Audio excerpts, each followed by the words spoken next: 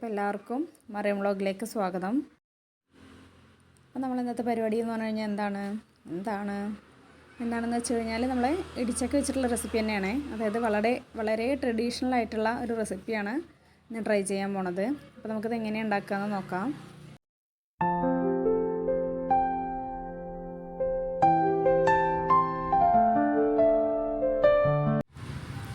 ഇതിനായിട്ട് ആദ്യം തന്നെ നമ്മൾ ഇടിച്ചക്കേനെ ചെറിയ നേർമയായിട്ടുള്ള കഷ്ണങ്ങളാക്കിയിട്ട് മാറ്റുക. അപ്പോൾ നമുക്കത് കുക്കറിലേക്ക് ഇട്ടിട്ട് ആവശ്യത്തിന് വെള്ളം അതുപോലെ ഉപ്പും ഇട്ടിട്ട് നമുക്കത് വേവിച്ചെടുക്കാം. ഒരു 3 വിസിൽ ഒക്കെ അടിച്ചാൽ മതിയാവും വെന്ത് വരാനായിട്ട്. വലിയ കഷ്ണങ്ങളല്ലല്ലോ, നല്ല ചെറുതാക്കിയിട്ടാണ് അരിഞ്ഞെടുത്തത്, അതുകൊണ്ട് പെട്ടെന്ന് വെന്ത് കിട്ടുകയും ചെയ്യും.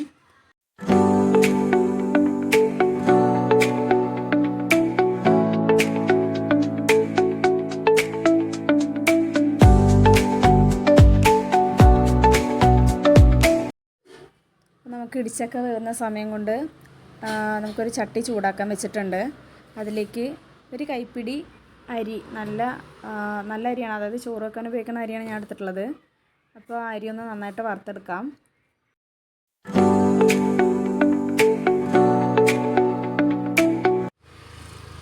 അരി നന്നായിട്ട് വറുത്തെടുത്തിട്ടുണ്ട്. ഇനി നമുക്കിത് ഒരു പ്ലേറ്റിലേക്ക് ചൂടാറാൻ വേണ്ടി മാറ്റി വെക്കാം.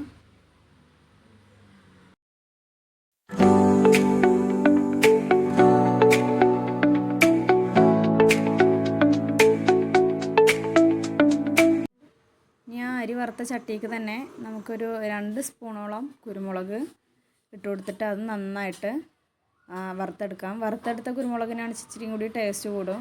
അല്ലാതെ കുരുമുളക് പൊടി ഇട്ടിട്ട് ഉണ്ടാക്കാറുണ്ട്, പക്ഷേ വറുത്ത് കഴിഞ്ഞാലാണ് ടേസ്റ്റ് ഉണ്ടായിരിക്കുക. നമുക്കിത് രണ്ടും കൂടി ചൂടാറാൻ വേണ്ടി വെക്കാം. നമ്മളെ ഇടിച്ചക്കയൊക്കെ നന്നായിട്ട് വെന്ത് വന്നിട്ടുണ്ട്. ഇനി നമുക്ക് നമ്മളെ അരി അതുപോലെ കുരുമുളക് ചൂടാറാൻ വെച്ചിട്ടുണ്ടായിരുന്നില്ല, അത് നമുക്ക് നന്നായിട്ടൊന്ന് ക്രഷ് ചെയ്തെടുക്കാം.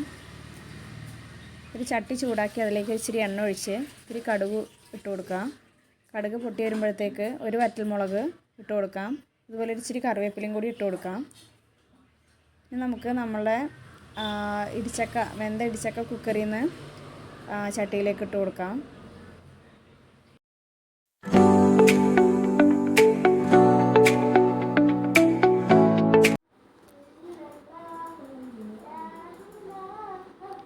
ഇനി നമുക്കിതിലേക്ക് നമ്മൾ നേരത്തെ പൊടിച്ച് വെച്ചിട്ടുള്ള അരിയും കുരുമുളകും ഇട്ട് കൊടുത്തിട്ട് നന്നായിട്ടൊന്ന് ഇളക്കിയെടുക്കാം.